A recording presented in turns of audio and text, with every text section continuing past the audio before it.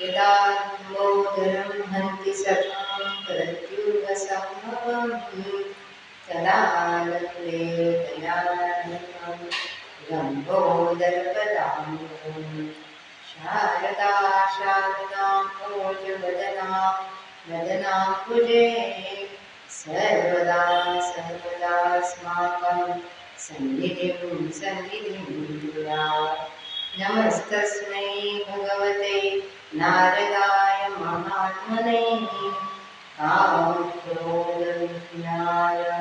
ऋषीणां प्रवराय च गुरुर्ब्रह्मा गुरुर्विष्णु गुरुर्देवो महेश्वरः गुरुः साक्षात् परब्रह्म तस्मै श्री गुरवे नमः। पुंडलीकवरदा हरिविठ्ठल श्री ज्ञानदेव तुकाराम पंढरीनाथ भगवान की जय। जय जय रघुवीर समर्थ मंगलमूर्ती मोरया। निरूपणाला घेतलेला हरिपाठाचा अभंग आहे आणि मागच्या वेळेला आपलं थोडं निरूपण झालेलं आहे। संतांचे संगती आकळावा श्रीपती येणे पंथे। रामकृष्ण वाचा भाव हा जीवाचा आत्मा तो शिवाचा राम जप। एकतत्वी नाम साधिती साधन द्वैताचे बंधन न बाधिजे। नामामृत गोडी वैष्णवा लादली योगिया साधली जीवन कळा। सत्वर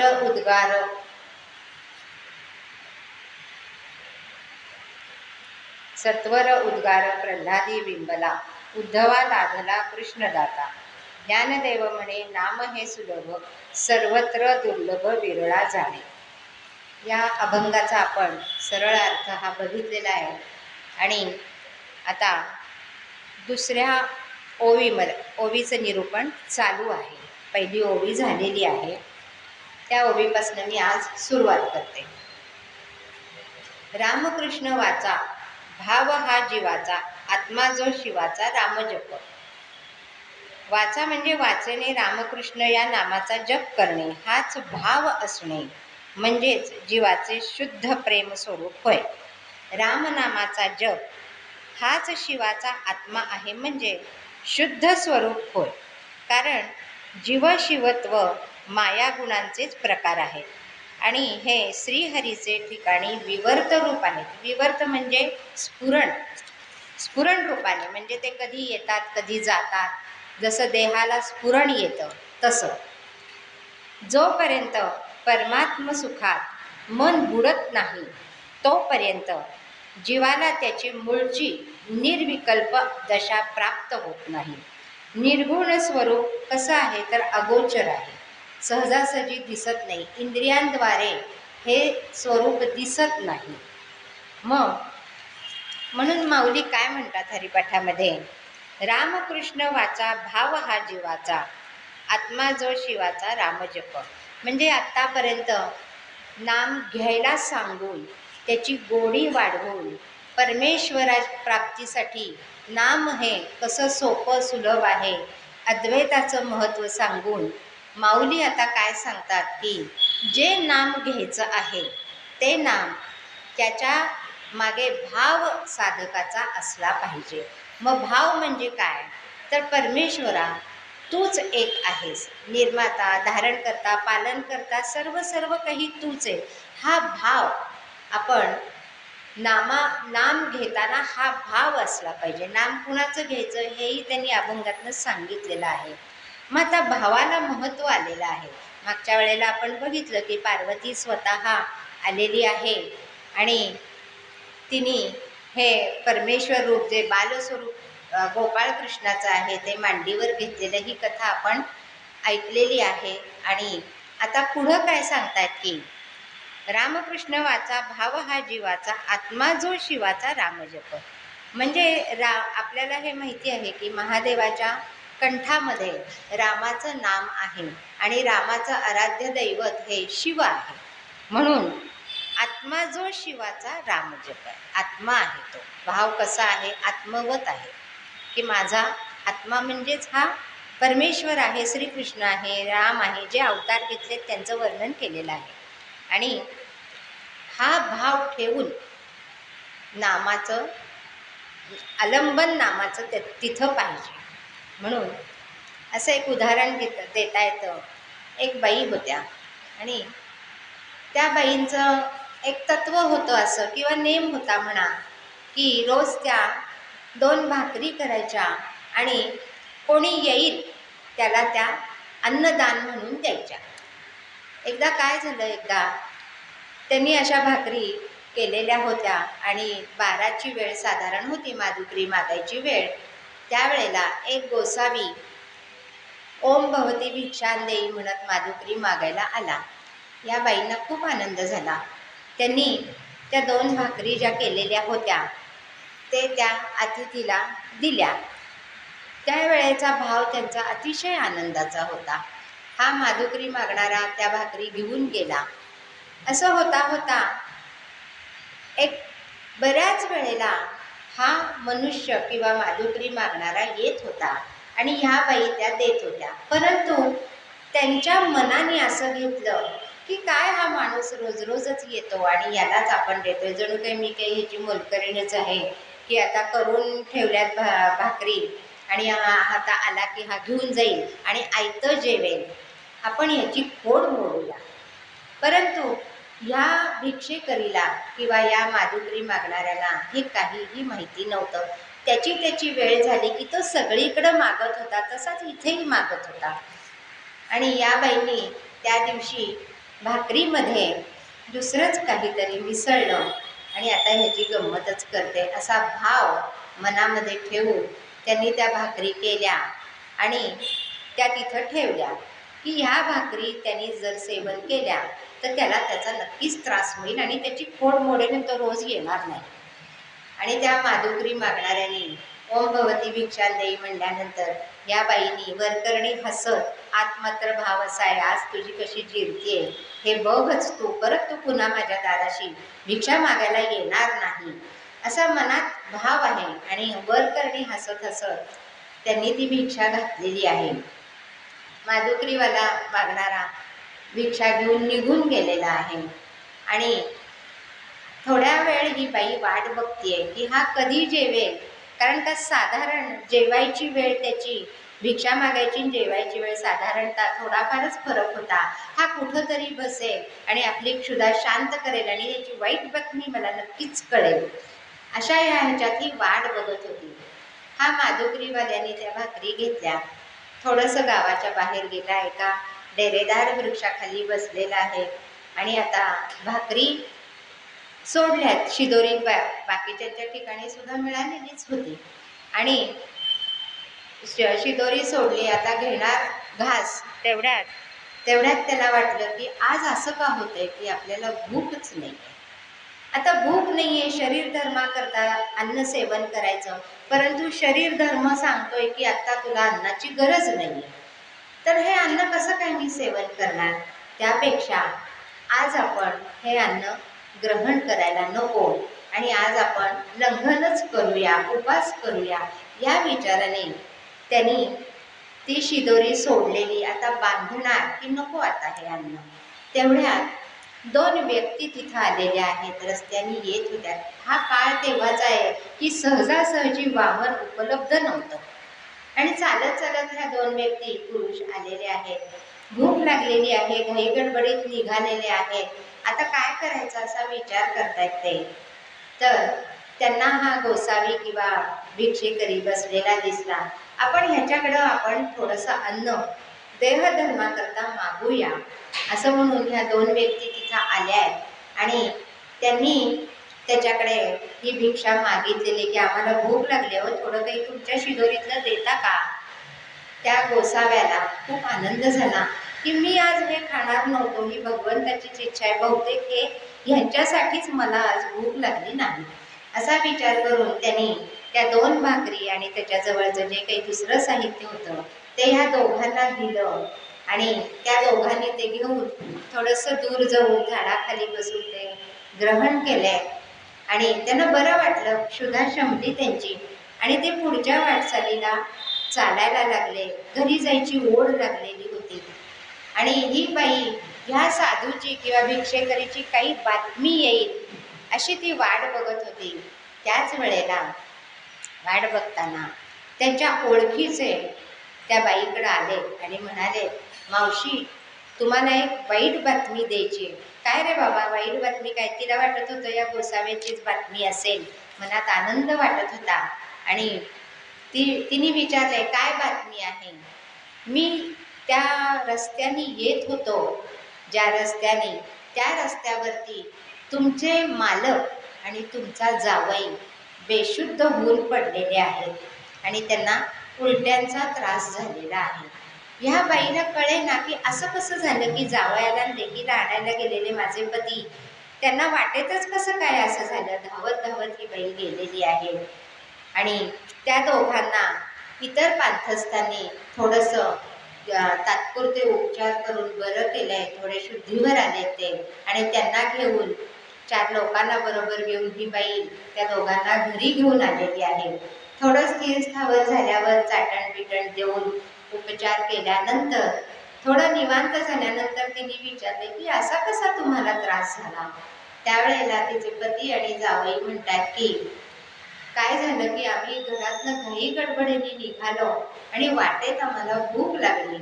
आम्ही एका गोसाव्याकडे अन्न मागितलं, त्यांनी आमची क्षुधा पूर्ण केली, परंतु आम्हाला हा त्रास असा वाटेत ते खाऊन झाल्यानंतरच झाला. आम्हाला वाटलं उन्हाने चालून आलो म्हणून झाला असेल. ती बाईला हे लगेच सतर्क झाली ती आणि तिने विचारलं की कुणाकडनं घेतल्या भाकरी? सगळी चौकशी केली, खाणाखुणा सगळ्या विचारल्या. तो गोसावी म्हणजे कुठं होता, काय होता, अंदाज घेतला. आत्ता तर एक अर्ध्या तासापूर्वी गेलेला हा भिक्षेकरी होता, कसा होता दिसायला, वर्णन वगैरे सगळं मिळतं जुळतं झालं आणि तिला पश्चाताप झाला की मी कोणता भाव मनात ठेवून ही भिक्षा घातली होती आणि त्याचा परिणाम तो मलाच झाला. मला म्हणजे कसा झाला तर माझ्या पतींना आणि जावयाला हा त्रास झाला. म्हणून कुठलंही कर्म करताना मनातला भाव हा अतिशय महत्त्वाचा आहे. माऊली आता हेच सांगतात की नाम जरी घ्यायचं म्हटलं तरी या नामामृताची गोडी वाटायला मनामध्ये भाव असा पाहिजे की हे परमेश्वरा, तूच एकुलता एक आहे, जगाचं कारणही तूच आहेस आणि जगतही तूच आहेस, तुझ्यामुळे मी आहे, हा भाव मनात ठेवून नामस्मरण करायला पाहिजे असं हे माऊली आपल्या या अभंगातनं सांगतात. जोपर्यंत परमात्म सुखात मन बुडत नाही तोपर्यंत जीवाला त्याची मूळची निर्विकल्प अवस्था, आत्मा निर्विकल्प आहे हेच सांगतात माऊली, ती दशा प्राप्त होत नाही. निर्गुण स्वरूप हे अगोचर आहे, इंद्रियांच्या द्वारे ते दिसत नाही. सगुण श्रीहरी हा आपला आत्माच आहे असे कळून आल्यावर त्याच्यावर आत्मवत प्रेम जडते. श्रीहरीच्या प्रेमामुळेच त्याच्या नामावरही प्रेम जडते आणि ते प्रेम, जे प्रेम जडते ते त्या श्रीहरीच्या प्रेमामुळेच त्या नामावरती प्रेम जडतं असं माऊली सांगतात. मग तुकाराम महाराजांचं जर चरित्र बघितलं तर ह्याच्यापेक्षा काही वेगळं आहे का हे चरित्र, की जे प्रेम रामकृष्ण हरीमध्ये आहे ते म्हणतात, जे नाव घेतलेलं आहे त्यांनी त्या हा अनुभूती आणि अनुभव तुकाराम महाराजांच्या चरित्रात आपल्याला पाहायला मिळतो. देहूगावचे तुकाराम महाराज आहेत, आई कनकाई आहे, वडील गोल्लोबा आहे, बायको जिजाई म्हणजे अवली आहे. त्यांची 2 लग्न झालेली होती. सर्वांना थोडंफार हे चरित्र माहिती आहे म्हणून जास्त विस्तार न करता थोडक्यात सांगते की महाजनपद त्यांच्याकडे होतं, सुविद्य होते, चांगलं घर होतं, ग्रंथसंपदा घरी चांगली होती, त्यांच्या संग्रही सर्व बरेच ग्रंथ होते आणि त्यांचं वाचनही त्यांनी लहानपणापासून केलेलं होतं. तुकाराम बुवांना अभ्यास होता त्यांना ग्रंथाचा आणि भगवद्गीतेचा अभ्यास केलेला होता. मंत्रगीता नावाच्या एका मराठी अनुवाद किंवा रूपांतर त्यांनी लिहिलेलं आहे. त्यालाच मंत्रगीता असंही म्हटलेलं आहे. त्यांच्या घरी भागवत होतं, संत वाङ्मय होतं, भगवद्गीतेची पारायण होत होती. तुकाराम महाराज हे ग्रंथसंपदेनी समृद्ध होते. बऱ्याच ग्रंथांचं त्यांचं वाचन झालेलं होतं. आणि असे हे तुकाराम महाराज 2 लग्न झाली. लहानपण सुखात होतं. घरी महाजनपद होतं, सावकारी होती, दुकान होतं, म्हणजे अगदी श्रीमंत म्हणण्यासारखी परिस्थिती होती. आणि त्यांची प्रकृतीसुद्धा सुदृढ होती. त्यामुळे महाजन आणि दुकान आणि इतर व्याप सांभाळण्यास ते सक्षम होते. आणि काही कारणांनी त्यांच्याकडं हे जबाबदारी आली म्हटल्यावर त्यांनी ती स्वीकारली. कारण का, मोठा भाऊ हा तीर्थयात्रेला गेलेला असल्यामुळे तो काही हे सांभाळू शकत नव्हता आणि लहान भाऊ हा वयाने लहान होता, म्हणून ही जबाबदारी तो स्वीकारू शकत नव्हता, तो कान्होबा. आणि मग ही जबाबदारी सगळी आई वडील गेल्यानंतर त्यांच्यावरती आली. मग त्यावेळेला काय होतं की ते स्वतः भाविक म्हणजे अगदी म्हणण्यासारखे नव्हते, की देव देव असं काही म्हणण्यासारखे ते नव्हते, परंतु ते आस्तिक मात्र होते. देव भोळेपणा नव्हता, परंतु देवावर श्रद्धा नितांत होती. कोणती तरी शक्ती आहे ही जाणीव त्यांना होती. आणि हा सगळा व्यवहार त्यांच्याकडे आल्यानंतर त्यावेळेला काय झालं की घरी पण संकट येत होती. आणि असं होता होता दुष्काळ पडला. दुष्काळामध्ये त्यांच्या जमिनी म्हणा किंवा सावकारी म्हणा ही सगळी मोडकळीस आली. भीषण परिस्थिती निर्माण झाली होती. वारंवार दुष्काळ पडू लागल्यामुळे अन्नधान्याचा कणसुद्धा दिसेनासा झाला. जनावरांचा चारा सुटला, ती मरू लागली, कोणी वाली उरला नाही. अशा परिस्थितीमध्ये दुकानात माल उरला नाही. नेलेला माल लोकांनी त्याचे पैसे दिले नाही आणि कशाचाच उपयोग होत नव्हता. त्यावेळेला त्यांच्या डोळ्यात देखत मृत्यू होत होते.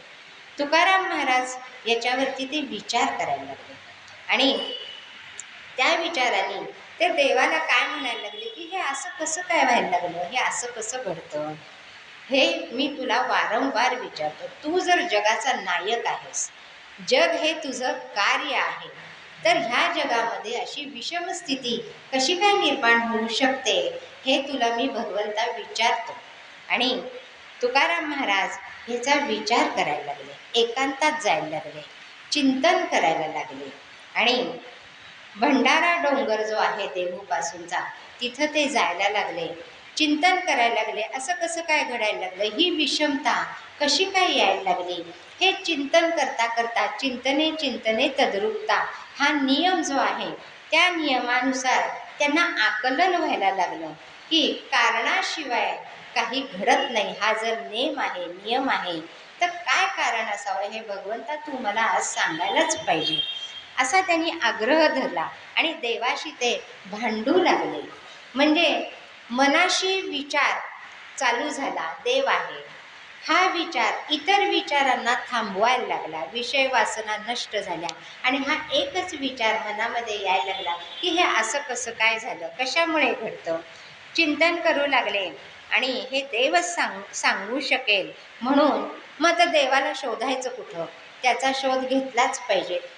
तोपर्यंत तुकाराम महाराजांना देवाची अनुभूती सुद्धा आलेली नव्हती, परंतु चिंतन मात्र चालू होतं, ही शक्ती आहे, देव आहे, आणि त्याचा शोध घ्यायचं ठरवलं.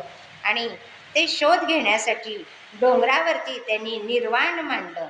कित्येक दिवस डोंगरावर राहिले, प्यायला पाणी नाही, खायला अन्न नाही. अशा परिस्थितीमध्ये सतत विचार, चिंतन की देव कुठं आहे, तो मला सापडला पाहिजे, ह्याचा जाब मी विचारणार आहे देवा, हे असं कसं काय झालं.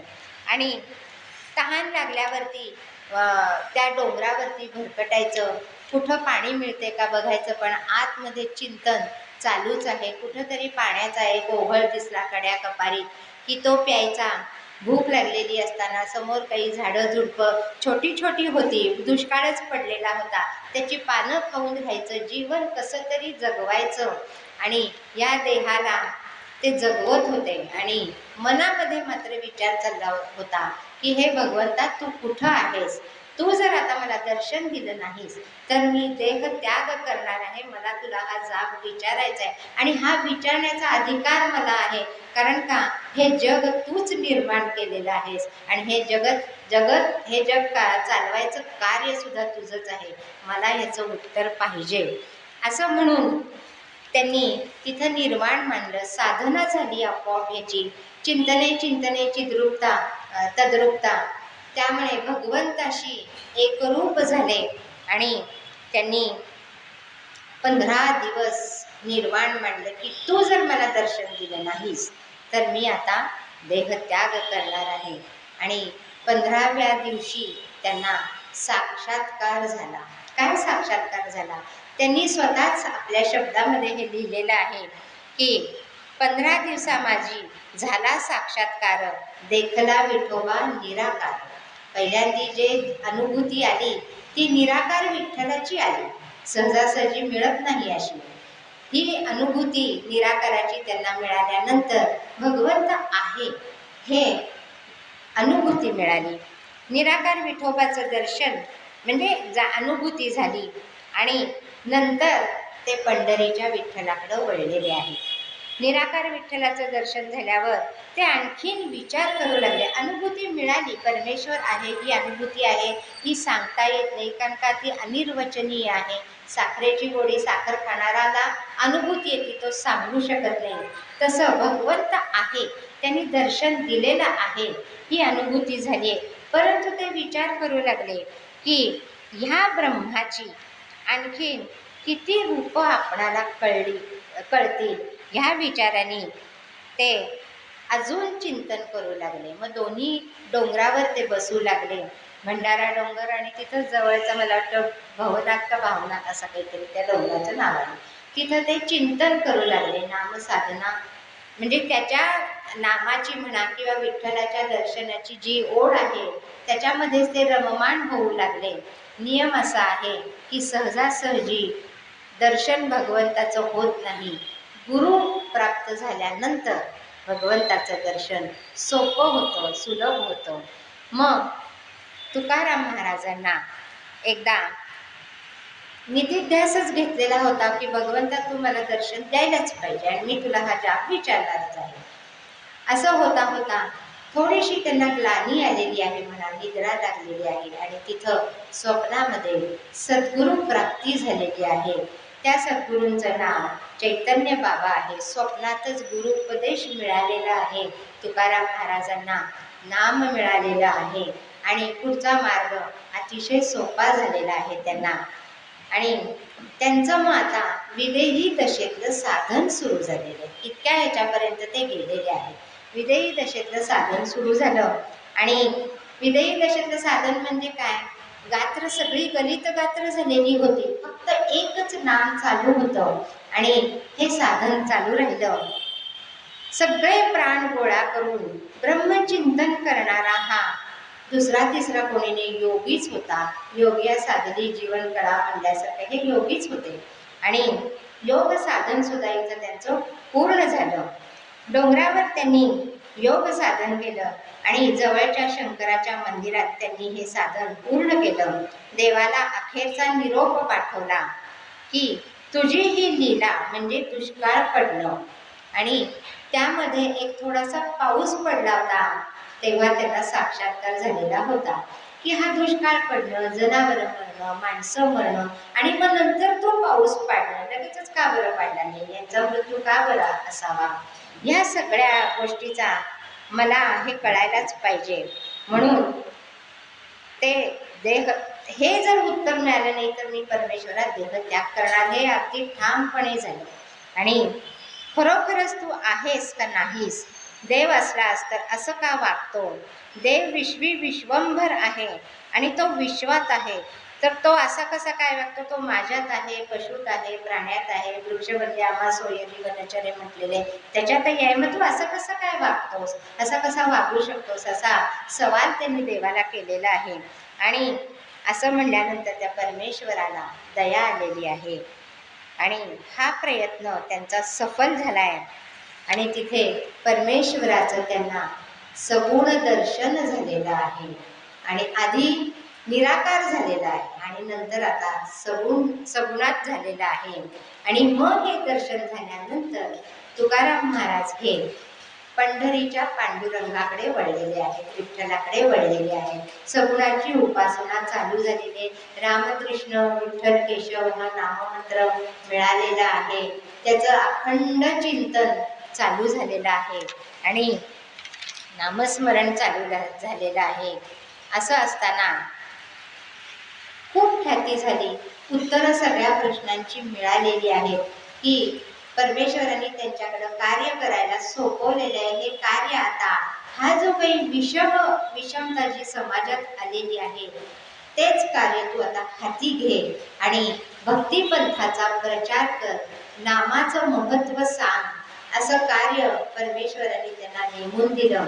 आणि तुकाराम हे नामस्मरणामध्ये तल्लीन झालेले आहेत. नाम चारीही वाणीवरती म्हणजे मध्यमा पश्यंती, परा पश्यंती या ह्याच्यात एकाच वेळेला चालू झालेलं आहे. आणि हे नाम अखंड रीतीने जे माऊली सांगतात की नाम जे आहे ते अखंडपणे घेणं हेच अभिप्रेत आहे, हे तुकाराम महाराजांचं चालू झालेलं आहे. आणि मग काय, नामामृताची ही जी गोडी लागलेली आहे सिद्धांताप्रमाणे हे नाम आपली सिद्धी त्यांच्यामध्ये यायला लागली नामामृतामुळे. आणि त्यांची वाहवा सगळीकडे व्हायला लागली, कौतुक व्हायला लागलं.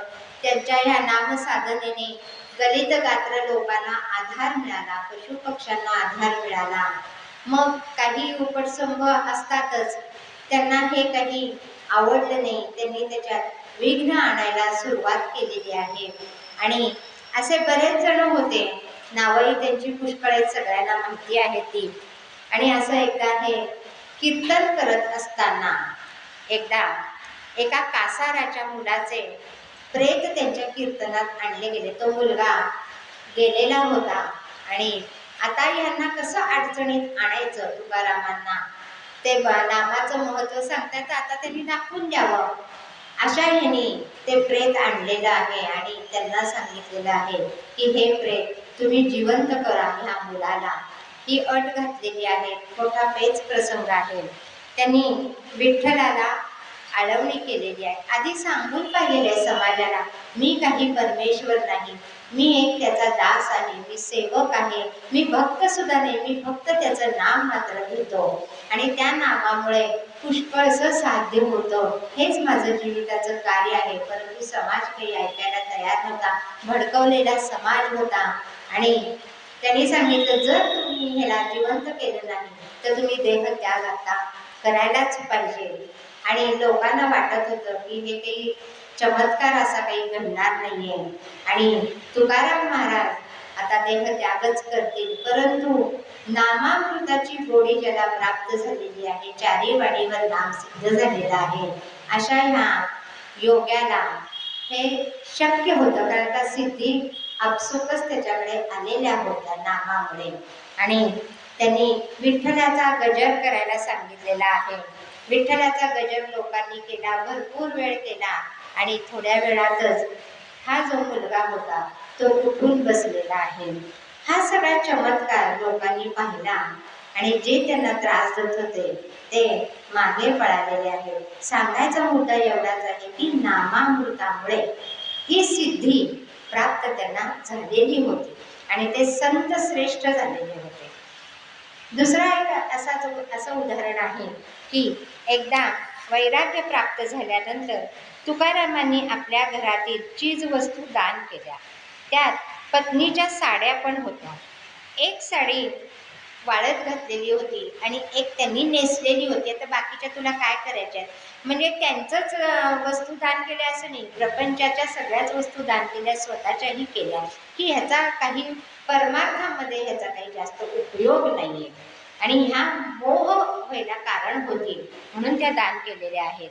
परंतु त्यांची पत्नी मात्र रागावली, तुकारामांच्याकडे आली आणि म्हणाली की माझी ही जी साडी होती ती तुम्ही कशी काय दिली, सगळं तर निघून गेलेलं आहे, एवढंच होतं ते सुद्धा तुम्ही देऊन टाकलेलं आहे. इथं तुकारामांची रुक्मिणीने सत्व परीक्षा बघितलेली आहे आणि मागणी केली. तू बायकोने नाही म्हटले, पण थोड्या वेळाने तुकारामाने दांडीवरची साडी त्यांना देऊन टाकली. आवडीचा खूप थैथयाट झाला. ती तुकारामांच्या विठ्ठलाकडेच तक्रार घेऊन गेली. मी तुमच्या या काळ्या सावळ्या विठ्ठल आहे त्यालाच सांगते की हे तुम्ही असं कसं काय केलं. आणि ती विठ्ठलाच्या देवळात गेलेली आहे. नाम रूप परमेश्वराची वेगवेगळी आहेत. तिथं त्या देवळातच जोडपं आहे. विठ्ठल आणि रुक्मिणीनीच ते रूप घेतलेलं आहे तिथं आहे. आणि ते सगळं ऐकलंय, तक्रार केलेली. त्यावेळेला रुक्मिणी जी त्या स्त्रीच्या रूपात होती तिने त्या आवडीला बसवलेलं आहे आणि तिची ओटी भरलेली आहे. आणि ही ओटी साडी चोळीने भरून तिला पाठवलेलं आहे. तिला साडी मिळालेली आहे. आणि ह्या आवडीला रुक्मिणीचं दर्शन झालेलं आहे. बघा, संतांच्या सहवासात राहिल्यानंतर परमेश्वराचं दर्शन हे सहज सोपं होऊन जातं. हाच दाखला हा प्रसंग देऊन जातो. आणि संत तुकारामांच्या सहवासाने आवडीला हे दर्शनाचं भाग्य लाभलं, परंतु ओळखता आलं नाही. कारण का, नाम हे फक्त तुकाराम घेत होते आणि ही विरोधी भक्ती करत होती, परंतु हिची भक्ती अजून परिपक्व झालेली नव्हती. विरोधी ही सुद्धा भक्तीच आहे. काय तुमचा विठोबा काळ्या तर आहे, अमुक आहे असं म्हणून ती नाम घेतच होती, परंतु ती भक्ती अजून परिपक्व झालेली नव्हती. भगवंत समोर असून सुद्धा लक्षात आलं नाही की हे भगवंत आहेत आणि ही आदिमाया आहे. आणि संत सहवासाने मात्र तिला दर्शन लाभलं. तसंच शिवाजी महाराज व तुकारामांचा संवाद आहे की तिथं ते आलेले असताना यवनांनी घात केलेला आहे आणि शिवाजी महाराजांना पकडायला ते आलेले आहेत. त्यावेळेला तुकाराम महाराजांनीच शिवाजी महाराजांना वाचवलेलं आहे. कसं वाचवलेलं आहे तर विश्वंभर आहे, त्याची नामरूप ही वेगवेगळी जी आहे. ते यवन आले त्यावेळेला त्यांना शिवाजी कोण ह्याचं रूपच माहिती नव्हतं. कोण आहे, काय आहे, कुठे, कहाँ है शिवाजी, शिवा का बच्चा कहाँ है वो, असं विचारल्यानंतर एक एक वारकरी उठून सांगायला लागला की मी शिवाजी आहे, मी शिवाजी आहे. आणि तुकाराम महाराजांनी विठ्ठलाचं नाम जयघोष केलेला आहे. कोण खरा शिवाजी हे यवनांना कळलंच नाही आणि ते परत गेलेले आहेत. शिवाजी महाराजांना मात्र ही सगळी तुकाराम महाराजांचीच ही कृती आहे अशी अनुभूती आलेली आहे. आणि ते निघून गेले, आपल्या गडावर आले. तिथून त्यांनी 25 बैलगाड्या अन्नधान्य पाठवलेलं आहे तुकाराम महाराजांच्याकडे. नंतर नजराने पाठवले, परंतु सुरुवातीला त्यांनी 25 बैलगाड्यावरून अन्नधान्य पाठवलेलं आहे. त्यावेळेला तुकाराम महाराजांनी हे बघितलंय. त्यांनी थोडंसंच धान्य घेतलंय. संतांचा हा गुणच आहे की त्या दिवसापुरतंच घ्यायचं, संचय करायचा नाही. म्हणून थोडंसंच अन्नधान्य घेतलेलं आहे. आवलीचा मात्र थैतयार झालाय. एवढं मोठं अन्नधान्य आलेलं आहे, तुम्ही काहीच कसं ठेवत नाही. आपल्याकरता नको, परंतु आपली मुलं बाळ आहेत. तुकाराम महाराजांना सुद्धा 4 मुलं होती, 2 मुलं आणि 2 मुली.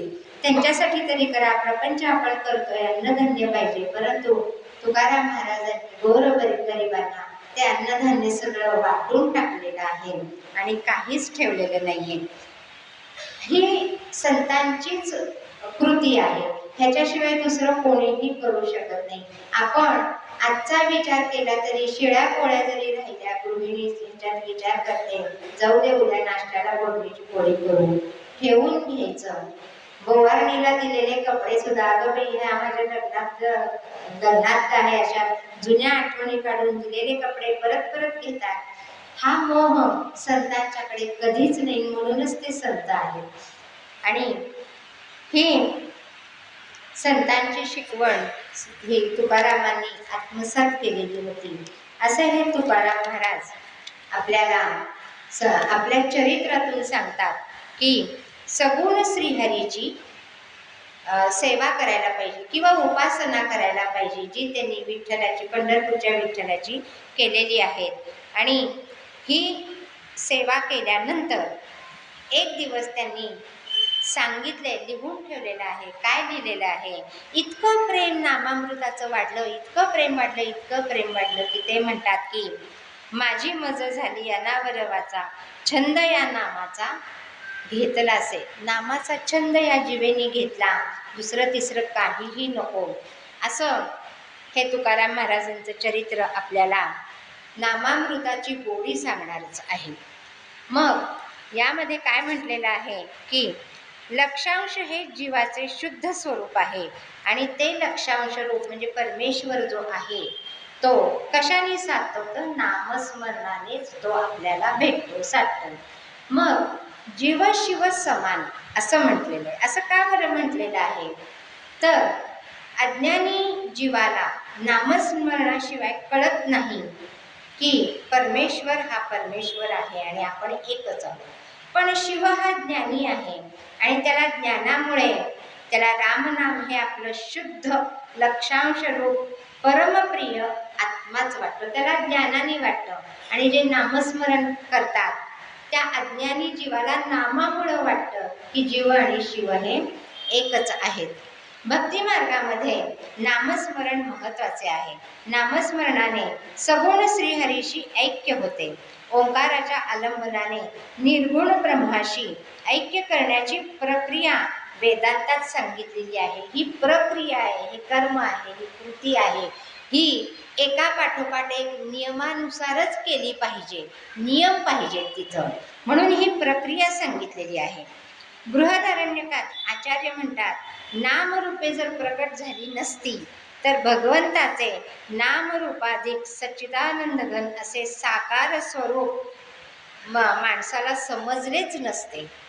आणि म्हणून पुढच्या चरणात माऊली काय म्हणतात? एक तत्वी नाम साधिती साधन, द्वैताचे बंधन न बाधित्या, एक तत्व नाम दृढ दरी मना.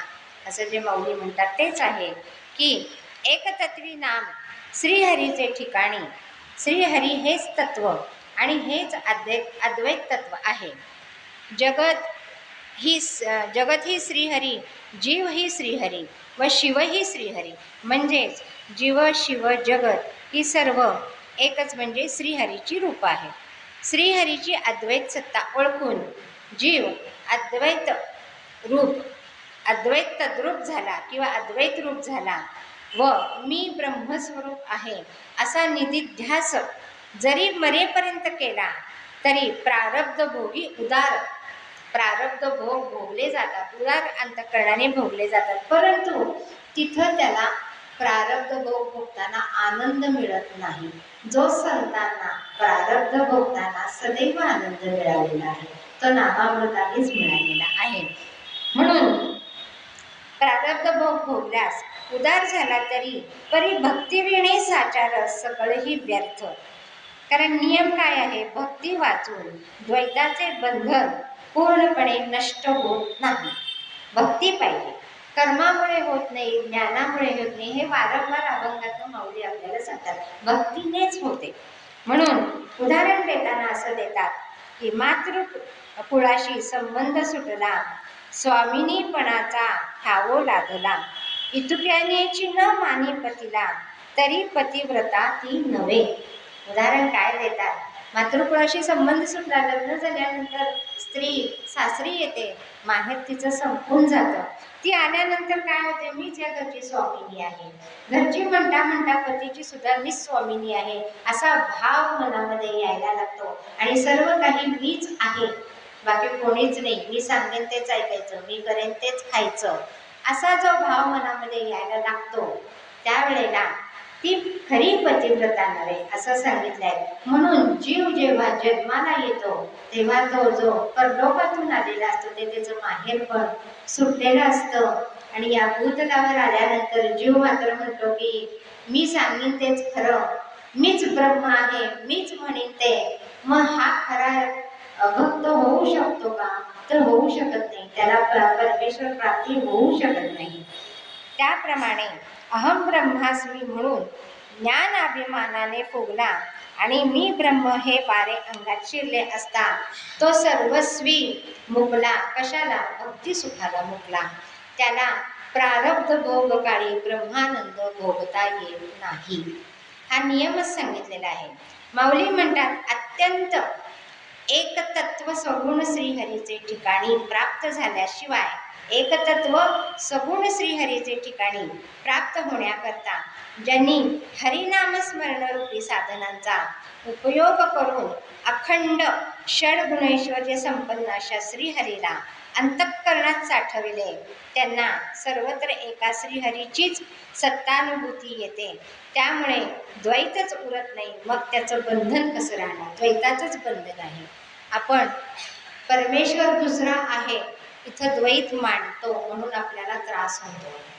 आणि मग अभंग कसा सांगतात की साठविला हरी जेणे हृदय मंदिरे, ज्याने हरी हृदय मंदिरात साठवलेला आहे त्याला द्वैताचं बंधनच राहत नाही. पुढच्या चरणात महाराज काय म्हणतात?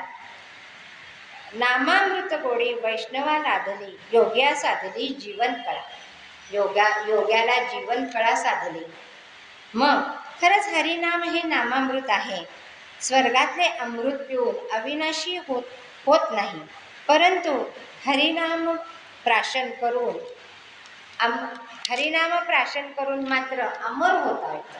म्हणजे स्वर्गामध्ये वेळोवेळी अमृत प्राशन केलं तरी त्याचा वीट यायला लागतो, नको वाटायला लागतं. पण नामामृत जे आहे ते अवीट आहे, त्याची गोडी अवीट आहे, त्यांनी अमर होता येतं.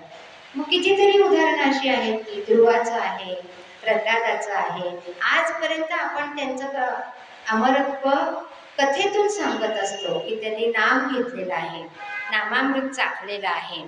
म्हणून अर्जुना गातो भक्तो तोची योगो तोची मुक्तो विशेष तो वल्लभा मी कांतो ऐसा पडिये. आणि भक्तीने धरिले हाती, भक्तीने पुढे धरिले हाती कसा आहे तो? तर अर्जुनाला भगवंत सांगतात भक्त कसा आहे की तोच आहे की जो मुक्त होऊ शकतो का? तर तू देव आणि मी तुझी कांता, तू माझा पती, मी तुझी पत्नी. स्वतःकडे ही पण ज्या वेळेला भक्त घेतो आणि भगवंताला मोठेपण देतो तेव्हाच तो भक्त म्हणू शकतो. आणि हे हरिनाम, हरिनाम व हरिरूप हे सर्व निरुपाधिक परमेश्वर गोडीचे विषय आहेत, म्हणून त्याचा वीट येत नाही. मग हरिनामाची गोडी कोणाला लागली? वैष्णवांना लागली, असं आपल्याला माऊली आपल्या याच्यातनं सांगतात. मग भगवत नामाची खरी गोडी वैष्णवांनाच कळू शकते. त्याची गोडी लज्जत ही वैष्णवांना समजू शकते. इतर साधने भगवत प्राप्ती झाल्यावर सुटतात, पण हरिनाम सुटत नाही. दैत्यांनी सुद्धा उपासना केलीच की, ब्रह्मदेवाची उपासना करून तर वर मागतात, पण नंतर विसरून जातात की ब्रह्मदेव हा देव आहे, त्याच्याकडनं आपण हे मागून घेतलेलं आहे. नंतर ते स्वतःलाच ब्रह्मदेव मानायला लागतात. हे सर्व दैत्यांना लागू पडतं. असं होत नाही. इतर साधने भगवत प्राप्ती प्राप्त झाल्यावर सुटतात, पण हरिनाम सुटत नाही. म्हणजे सर्व संत यांचं उदाहरण देता येईल की त्यांच्या तोंडातनं हरिनामाचं हे नाम कधीच सुटलं नाही, शेवटपर्यंत त्यांच्या तोंडातच होतं. मग वैष्णव म्हणजे कोण असा प्रश्न आपल्याला पडतो. वैष्णवाला आडवं गंध लावणारे वैष्णव का उभं लावणारे स्मार असं काही नाही. तर वैष्णव म्हणजे कोण? तर तुकाराम महाराज म्हणतात वैष्णव तो जया अवघी देवावरी माया. असे अंतरंग लक्षण सांगितले. अंतरंगामध्ये अंतरंग बहिरंग सगळ्यांनाच असतात. आत एक विचार चालू असतो, पाहुणे आल्यावर आपण वेगळंच बोलतो. पाहुणे आल्यावर अगदी या बसा बसा कधी आलात, आतून म्हणणं असतं आत्ता माझ्या टीव्हीची सिरियलची वेळ झाली, कशाला आले आत्ता कोणास ठाऊकी, किंवा आता यायचं काही कारणच नाही. बायका तर लगेच म्हणतात 4 पोळ्या जास्तच झाल्या, जेवायला वाढा. पुरुषही काही कमी नाहीत, माझी आता वॉकची वेळ झालेली आहे, अमुकची झालेली आहे. अंतरंगात भाव वेगळे आणि बहिरंग मात्र गोड बोलत असतं, परंतु वैष्णव मात्र तसा नाहीये. तर वैष्णव तो जया अवघी देवावरी माया, अंतरंगातही त्याची तशीच आहे. हेच लक्षण सांगितलेलं आहे. वैष्णव जे असतात विखुरलेले प्रेम श्रीहरीचे ठिकाणी सर्व संबंध लावून एकत्रित करतात. म्हणजे लौकिकातले प्रपंचातले जे संबंध असतात ते सगळे भगवंताशीच जोडले गेले. तूच माझी आई, तूच माझा पिता, तूच माझी माता, तूच लेक, तूच शत्रू, सर्व सर्व काही तूच. हे संबंध वैष्णव जोडून टाकतो आणि भगवंताला आपल्या संपूर्ण प्रेमाचा विषय तो झाला नारायण असल्यासारखा करतात. त्यांच्या अंतःकरणातून श्रीहरी जातच नाही, जाता जात नाही असे हे वैष्णव आहे की जा म्हणलं तरी जात नाही श्रीहरी हृदयामधनं, आणि त्यांना वैष्णव म्हटलेले आहेत. मग असे उदाहरणं कितीतरी देता येतील. श्री माऊली आहेत, नामदेव आहेत, नाथ महाराज आहेत, तुकाराम महाराज, गोंदवलेकर महाराज, जनाबाई, सखूबाई, स्त्री संतसुद्धा खूप आहे. सोयरा आहे, बंका, निळा, स्वतः हनुमंत आहे, परमेश्वर स्वरूप. मग वैष्णवांच्या अंतःकरणातून तो न जाता परमेश्वर त्यांना चावीत गोडी देत असतो. आता अंतःकरण म्हणजे आपल्याला साधारण बरोबर हृदय माहिती आहे. हनुमंताचंच उदाहरण आहे. हृदय छाती फाडून दाखवलेलं आहे आणि रामाची छबी राम सीतेची दाखवलेली आहे. मग ही गोडी त्यांनाच असते. ही प्रेमाची गोडी कशी आहे तर अवीट आहे. भगवंताच्या नामप्रेमाची गोडी ही अवीटच असते. प्रथम ही प्रक्रिया सांगताना माऊली सांगतात की प्रथम भगवत स्मरण करताना सत्ता मात्र श्रद्धा स्वरूप प्रेम असले तरी नामस्मरणाच्या अभ्यासाबरोबर ते प्रेमही भगवंत वाढवतो. अभ्यास करायला पाहिजे. आज नाही जमलं तोंडाने, माळ घेतली हातात, माळेली चालू केलं, 1 माळ झाली, 2 माळा झाल्या, हा अभ्यास सराव वाढवायला पाहिजे. जे निंबाळचे महाराज होते त्यांनी ही साधना अशी करून दाखवलेली आहे. सुरुवातीला ते 2 मिनटं बसत असत नाम घ्यायला, असं करता करता 5 मिनटं, 10 मिनटं, असं करता करता तास, 2 तास, 3 तास आणि नंतर तर 5-6 तास नामस्मरण केल्याशिवाय ते उठतच नसत. ह्या नामस्मरणाला त्यांच्या इथे कट्ट्याचा नेम असं म्हटलेलं आहे की ते एकदा बसले की 5 तास नामस्मरण करायचे. हे नामस्मरण म्हणजे स्वतः तद्रूप होऊनच करत होते आणि म्हणूनच ते लोकांना संथा देऊ शकतात, त्यांची दुःख निवारण करू शकतात. मग प्रथम भगवत स्मरण करताना सत्ता मात्र श्रद्धा स्वरूप प्रेम असले तरी नामस्मरणाच्या अभ्यासाबरोबर ते प्रेमही भगवंत वाढवतो व शेवटी आपल्याला नामरूपाचे अवीट प्रेम भक्ताला देतो कोण? हे सगळं भगवंताच्या हातात आहे. भाव मनातला पाहिजे की तू दे, तू दिल्याशिवाय होणार नाही. हा भावाचं महत्त्व अभंगामध्ये सांगितलेलं आहे. आणि रूपाचे अवीट प्रेम भक्ताला देतो. हे अनिर्वचनीय प्रेम सुख प्रेमळ वैष्णवांनाच माहिती असते. ह्याची गोडी इतकी असते की जीवनमुक्त दशेतही हे नाम सुटत नाही.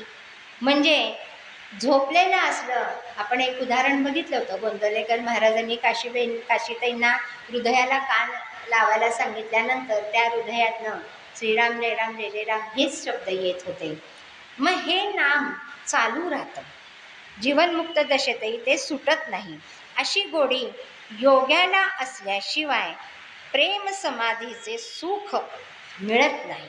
योगी हा शेवटी समाधी घेण्याकडे जातो ना, म्हणून ते सुख मिळत नाही म्हणतात. मग हे माऊली सावध पण करतात बरं का नामधारकाला. सावध करताना ते काय म्हणतात की योग मार्गामध्ये देहीच्या सिद्धी जर भोगल्या तर अधःपतन होतं. म्हणजे योगामध्ये सुद्धा सिद्धी प्राप्त होतात, नामस्मरणामध्ये सुद्धा सिद्धी प्राप्त होतात. योगामध्ये योग साधनेमध्ये सिद्धी प्राप्त झाल्या, ज्या त्या योग्याने वापरल्या तर तो मागच्या पायरीवर येतो, पुढं जायच्याऐवजी मागेच येतो. मग इथं अधःपतन योगामध्ये होऊ शकतं. म्हणून नाथ महाराज काय म्हणतात, साधनीय योग साधन दृढ केले देहबंधन, देहीच्या सिद्धी भोगिता जाणं अधःपतन चुकेल. योग्याने प्रेमाने भगवत प्राप्ती करता योग अवलंबला तर श्रेष्ठ योगी त्याला जीवनकळा साधली असे म्हणतात. माऊलींना तर जन्मताच जीवनकळा साधलेली होती. ते उत्तम योगी तर होतेच होते आणि भक्तही होते, किंवा हेही कमी असेल ते स्वतः भगवंताचा अंश रूपानेच अवतार घेतलेला होता.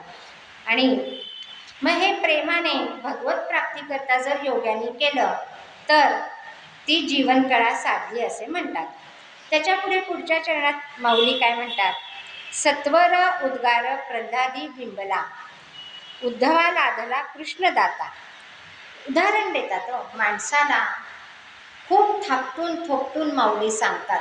किती उदाहरणं द्यायची, किती सांगायचं. आता जवळजवळ 8वा 9वा हा अभंग आहे, नामाचं महत्त्व सांगतायत आणि आता उदाहरण देत आहेत की सत्वर उद्गार प्रल्हादी बिंबला, उद्धवा लाधला कृष्णदाता. नामाची महती, नामाचे कौतुक आणि गातो साधक. तर नामस्मरणात सर्व सिद्धी कोणाला प्राप्त झाली? तर माऊली दाखला देतात, प्रल्हादाला अगदी बालपणीच प्राप्त झाली. श्री नारदांनी हरिनामाचा उपदेश केला, म्हणजे गुरुमंत्र दिलेला होता त्यांनी. ओम नमो भगवते वासुदेवाय जसा गुरुवाला दिला होता तसा त्याला नारायण दिलेला होता. मग प्रल्हादाला नारदांचा संत समागम झाला, पोटात असतानाच झाला होता. ही कथा आपल्याला माहिती आहे, त्यांचा विस्तार करत नाही. आणि तिथंच गुरु मिळालेला होता. त्याच्या ठिकाणी पूर्ण श्रद्धेमुळे भक्ती ठसली होती व तो पूर्ण स्वरूप भगवत भक्त वैष्णव झाला. आणि उद्धवाला सुद्धा हरिनामाचा उपदेश करणारे स्वतः श्रीकृष्ण लागले होते. हरिनामस्मरणादी मार्गाने भगवंताला त्यांनी वश करून घेतलेले होते. म्हणजे तिथं कसं आहे, भगवंताचीच ही इच्छा आहे की हा माझा भक्त व्हावा, पण त्याच्यासाठी त्यांनी सराव केलेला आहे. सरावाला महत्त्व आहे, गुरुप्राप्तीला महत्त्व आहे. म्हणून भगवंताला वश करून घेतले. काय म्हणतात? पाहे बा भक्तीचेनी हथिलेपणे, दैती देवा आणिले गुणे, माझे नृसिंहत्व लेणे, जयाची महिमे. नृसिंह आणि याची आपल्याला कथा माहिती आहे. प्रल्हादाला नारद गुरु म्हणून लागले. उद्धवाला श्रीकृष्णाने हरिनामाचा उपदेश केला. श्री गुरु वाचून भगवन नाम अंतःकरणात विषय वासना असल्यास ते पुरे करते. साधं गुरुशिवाय जरी नामस्मरण केलं तरी जी इच्छा धरलेली आहे ते भगवंत पूर्ण करतो. आणि हरिप्राप्तीची जर इच्छा असल्यास निश्शेष पापांचा नाश करून गुरुप्राप्ती करून भगवंतच ते नाम देतं. असं सांगितलेलं आहे की पुण्यसंचय करून चित्त शुद्ध करते. म्हणून गुरुप्राप्ती ही माऊलींनी अगदी ठोकपणे सांगितलेली. त्यांना तर निवृत्तीला हे लाभलेलेच होते. तर हे सांगताना गुरुचं महत्त्व सांगताना काय म्हणतात? माता पिता बंधू भगिनी कोणी नकोती, निर्वाणी इष्टमित्र स्वजन, सखे येतो सुखेनी मांडणी. सगळेजण आपण गोळा करतो, पत्नी आहे, पती आहे, पुत्र मित्र सगळेच आहेत. कशासाठी? निर्वाणीपर्यंत आपल्याला ते सोबती होते. परंतु ते म्हणतात हे नकोच. मग एकला मी दुःख भोगी, कुंभकोणी चाचणी तेथे, कोणी सोडविना. जी काही म्हणजे परीक्षा घेतली जाते ती कोणीही सोडवत नाही. दुःखाच्या वेळेला तो एक भगवंतच येतो, किंवा सद्गुरू वाचून सापडेना सोय. सद्गुरूशिवाय ही सोय सापडली जात नाही. म्हणून सद्गुरूचं महत्त्व माऊलींनी वेळोवेळी सांगितलेलं आहे. संत संगतीचे काय सांगू सुख, नामदेव महाराज सुद्धा वर्णन करतात. संत संगतीचे काय सांगू सुख, आपणासारखे नाही जेते. साधू थोर जाणा कलियुगी, इहलोकी तोची सर्वाभूती सम. शरीराचा भ्रमण नेणे कदा, साधू निरंतर वर्ते तैसा. नामा म्हणे गाय दूध एक सरे. गुरु कसा आहे? गुरु एकदा प्राप्त झाल्यानंतर गाय जसं दूध देते, मग ती काळी असो, तपकिरी असो, तांबूस असो, पांढरी असो, दूध मात्र पांढरच देते, सत्वशुद्ध देते. तसा गुरु लाभल्यानंतर साधकाला पुढं जायचा मार्ग हा सोपा सुलभ होऊन जातो. म्हणून पुढच्या चरणामध्ये सद्गुरूचं महत्त्व सांगून पुढच्या चरणात माऊली म्हणतात, ज्ञानदेव म्हणे नाम हे सुलभ, सर्वत्र दुर्लभ विरळा जाणे. माऊली म्हणतात हरिनाम अत्यंत सोपे, रामबाणासारखे अचूक साधन आहे. आणि हरिनामस्मरणाने श्रीहरीची प्राप्ती सुलभ व निश्चित होते. योगाचं सांगताना, योग करताना जर त्यांनी उपयोग केला सिद्धीचा तर तो मागं येतो. परंतु इथे तसं नाही, अचूक साधन आहे रामबाणासारखे. म्हणून हरिनामाच्या कीर्तने 12 वाटा पळती विघ्ने. इतर साधनात विघ्ने येतात व हरिप्राप्ती दुरापस्त होते. श्रुती स्मृती पुराणावादी शास्त्राने व सर्व संत महात्म्यांनी नामस्मरण हे श्रेष्ठ आणि अचूक ईश्वर प्राप्तीचे साधन आहे असं सांगितलेलं आहे. पण हे जाणणारा विरळ आहे. ईश्वर प्राप्ती करण्याकरता नामस्मरण हे साधन आहे, हे जाणणाराच विरळ आहे. मग तो जे हे जाणेल तो या मार्गाकडे वळतो आणि त्याला मात्र ईश्वर प्राप्ती निश्चित होते अशी खात्री माऊली देतात. नामस्मरणाची यथार्थ अगाध योग्यता जाणणारा पुरुष हा विरळा असतो. जन्मजन्मांतरी असेल पुण्य सामुग्री, तरीच नाम जिव्हाग्री येईल रामाचे. समर्थ काय म्हणतात, काहीच न करोनी प्राणी, राम नाम जपे वाणी, तेने संतुष्ट चक्रपाणी भक्ता लागी सांभाळी. काहीच न करोनी प्राणी म्हणजे काही करायची, इतर साधनं काही नाही करायची.